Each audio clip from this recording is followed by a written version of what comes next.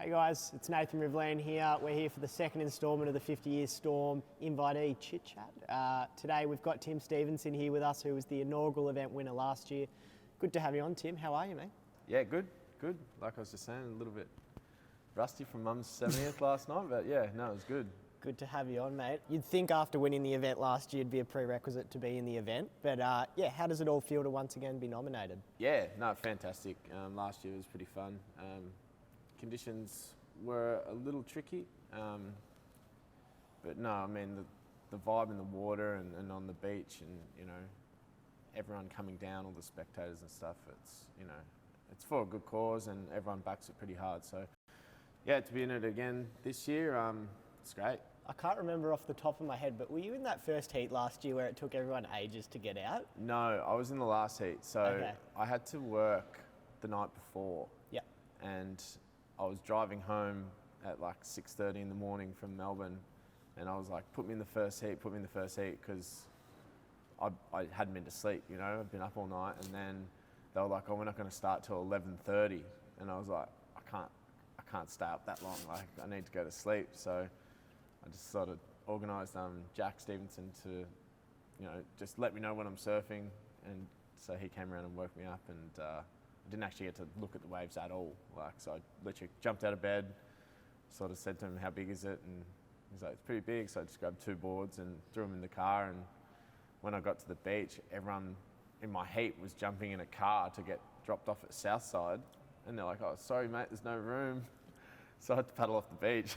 I timed it. I think I actually spoke to, I think it was Geordie Campbell on the beach. He was on the sand, and actually you might have even been there as well. I came and watched, yeah. I was there for quite a lot of it. I sort of just said, like, let me know when there's a good time to paddle out. And so, yeah, luckily made it out unscathed. Wow. So you've forged a pretty amazing path for yourself in the local competitive and generic surf scene. Tell us a little bit about where it all started for you. I mean, surfed my whole life since I was like 3 or 4. Started at Posso's and Cozy with my dad. Like, used to stand up on a board and he would just push me in, and then that sort of graduated to, you know, throughout primary school, I would go every morning with him, like every morning at Bell's, and then yeah, just met all my friends at primary school, and then we'd go surfing together, and we started doing board riders, and then that sort of transitioned into state contests, and then a few of us sort of went on to the junior series, and that was it for like competitive stuff really. Didn't really chase the competitive stuff too hard, kind of just used it more of like an excuse to travel and have fun, and yeah, was able to do it. So yeah, I mean, my whole life has basically just revolved around surfing. Yeah, I'll do whatever it takes to get good waves. Yeah. You say you're not that much of a competitive surfer, but you've had some pretty amazing competitive accolades in terms of winning the Rip Curl Pro Trials, yep. Winning the 50-year Storm, involved with the Juc Boardriders Club. How was that whole experience of being in the Rip Curl Pro Trials? Yeah, it was. Well, I'd actually just had hip surgery. So I had hip surgery in late December. I knew I was in the trials, but I wasn't sure how my hip was going to heal. So I was doing a lot of work, like in those couple of months from sort of January till March. I think the trials were in March that year. I was actually probably only like 70% fit, like when the contest came. And the first day that year was tiny. It was like, you know, knee high, which I just don't enjoy surfing small waves. Like, I don't enjoy it. I don't like it. It's not what I like to do. But was able to like sniff my way through with, I think, like a heat score of like 5 or something. And then the next day it was proper bells. And just sort of, I think like dealing with that injury was kind of took any pressure whatsoever off, because I was just not really expecting anything.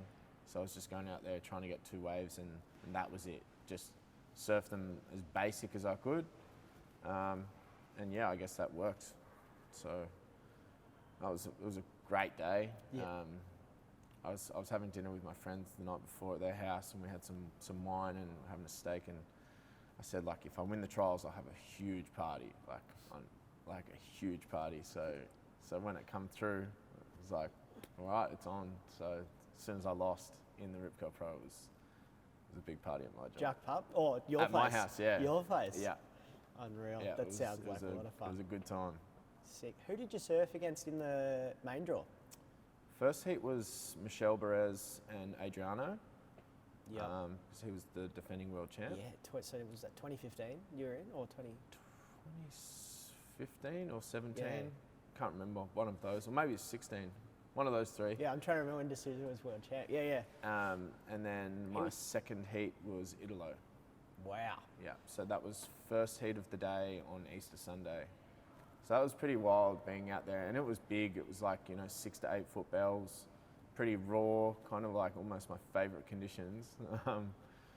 And yeah, I actually like just melted. I had the heat sort of exactly where I wanted it to go, and then just in the last couple of minutes I needed like a 4 and couldn't get it. I just blew it like... Waves couldn't come. Yeah, but hearing Hell's Bells on the first heat of Easter Sunday, like it was all my friends and my family were on the beach, and that was cool. Sounds like a pretty amazing experience. Yeah, it was a great day.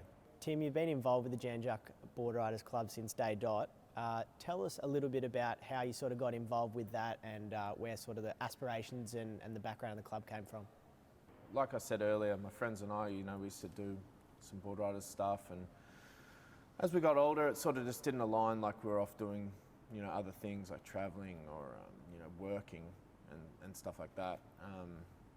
So after the Rip Curl Pro, actually, that was kind of when I think getting that competitive sort of juices flowing after the Rip Curl Pro sort of might have kick-started the need for Juc Boardriders. There's definitely a need for it, like with the town the way it is now.